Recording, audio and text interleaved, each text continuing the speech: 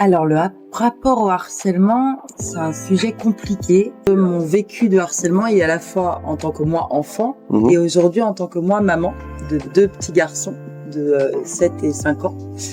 Quand j'étais petite fille, j'ai été harcelée très très fort pendant toute l'école primaire. Et puis au collège, j'ai changé de collège et là je suis devenue la vedette. J'ai pas très bien compris d'ailleurs le procédé, mais en tout cas, et je me suis retrouvée harcelée moi-même. J'ai été des 2 côtés de la barrière déjà, à l'enfance, à l'adolescence. Et aujourd'hui, je suis maman de 2 petits garçons et je suis un petit peu terrorisée parce que je trouve que ça commence très tôt. Que dès la maternelle, j'entends parfois des choses et il faut rester quand même mesuré, essayer d'être précis quand on parle du harcèlement parce que c'est un sujet qui est complexe avec des frontières extrêmement floues. Cette problématique de harcèlement, elle existe pour tous les âges et maintenant mon rapport au harcèlement, il est plus en tant qu'enfant, mais en tant que maman de jeunes enfants. Et d'ailleurs, l'inquiétude vis-à-vis des enfants, elle est double. C'est-à-dire que j'ai autant peur qu'ils soient harcelés que peur qu'ils soient harceleurs. Parce que je pense que déjà la souffrance, elle est des 2 parties et que effectivement les frontières entre harceleurs et harcelés sont suffisamment poreuses pour que ça voyage et qu'en fait, c'est une affaire de cercle vicieux où on est tous responsables et tous en souffrance. Et les parents aussi d'ailleurs. Quand leurs enfants sont d'un côté ou de l'autre de la barrière. Alors pas directement pour le harcèlement, mais j'avais énormément de problèmes quand j'étais petite, de confiance en moi. J'étais suivie par des psychologues, des orthophonistes, mais c'était pas pour le harcèlement à proprement parler. J'étais vraiment déconnectée du monde. Et d'ailleurs, ce qui est rigolo, c'est que ma vie de théâtre a commencé comme ça. C'est-à-dire que mes psy orthophonistes ont dit voilà, il se passe beaucoup de choses dans la tête de cette petite fille et ce serait bien qu'elle aille faire du théâtre pour se défouler un petit peu. Et en fait, ma vie de théâtre, qui est devenue aujourd'hui ma vie professionnelle, a commencé comme ça.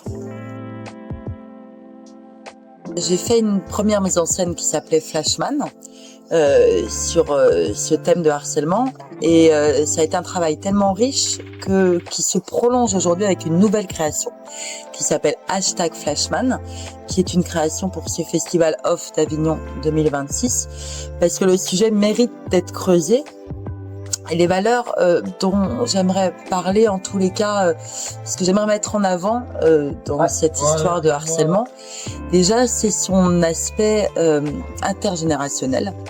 Parce que dans la pièce #Flashman, on a une distribution qui va de 20 à 70 voire 80 ans. C'est une problématique qui existait avant, à sa manière, qui existe aujourd'hui d'une autre manière. Maintenant, le harcèlement, il se nourrit de formes numériques, de cyberharcèlement, qui fait que les définitions de harcèlement et puis la façon dont les jeunes peuvent la subir est encore différente parce que dans le harcèlement des anciens temps, on va dire, il y avait quand même une protection des murs de la maison quand on était chez soi, quand on n'était plus à l'école ou plus dans la rue ou plus...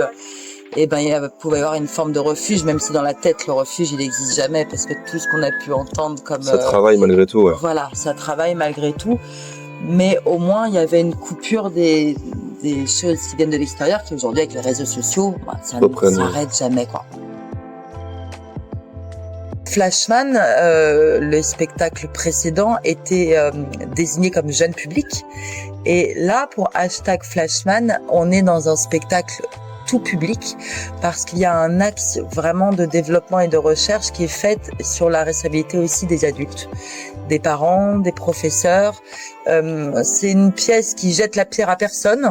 On est tous sur la même barque, mais c'est pas une problématique de jeunes pour les jeunes. C'était déjà une dimension qui était présente dans Flashman, mais qui a été encore plus poussée dans cette nouvelle création #Flashman, et les adultes, et les parents, et les profs, et les encadrants, et les grands-parents, qui apportent aussi une autre forme de sagesse et de recul sur les choses. Alors, ce qui était vraiment très très fort déjà, c'est que la pièce, on l'a autant jouée devant des CE2 que devant des collèges, que devant des lycées. Une pièce de théâtre où il y avait de la musique et de la danse, et qui permettait parfois de lever des réticences vis-à-vis de certains publics qui sont pas forcément des publics de théâtre. Théâtre, on s'entend, mais on l'a pas forcément joué dans des écoles ou des collèges ou des lycées qui sont en spécialité théâtre ou qui sont vraiment sensibilisés à ça. On l'a joué devant toutes sortes de publics, devant des lycées pro, devant des publics qui parfois avaient une réticence. On va vous montrer une pièce de théâtre et de voir qu'il y a une adhésion, quelque chose qui passe par l'émotion, qui a fonctionné. On a eu des larmes, on a vu des petites accolades entre enfants. On a toujours pris le temps de discuter après, donc c'est ça qui est vraiment très fort et qu'on a voulu pousser encore plus loin pour #Flashman, c'est-à-dire aller encore plus loin aussi dans ce rapport à la musique et à la danse pour pouvoir toucher par l'émotion et pas par des grands discours. C'est pas une pièce qui fait un plaidoyer anti-harcèlement qui dit là il y a les méchants, là il y a les gentils. C'est une pièce qui réfléchit. C'est pas manichéen. Ouais. C'est une pièce qui est là vraiment pour réfléchir tous ensemble. Et c'est vrai que le spectacle s'est toujours prolongé après la pièce. Les débats, ça continuait. Les jeunes aussi qui voyaient leurs parents, enfin des personnages de parents sur scène et qui réfléchissaient aussi dans la manière dont ils peuvent rétablir la communication avec leurs parents. L'histoire de #Flashman, c'est un harcèlement qui se passe en milieu scolaire. Donc il y a aussi des personnels éducatifs qui sont portés sur scène et qui se retrouvent également dans toutes ces problématiques. Il y a vraiment la volonté de responsabilité collective, de cercle vicieux à casser ensemble.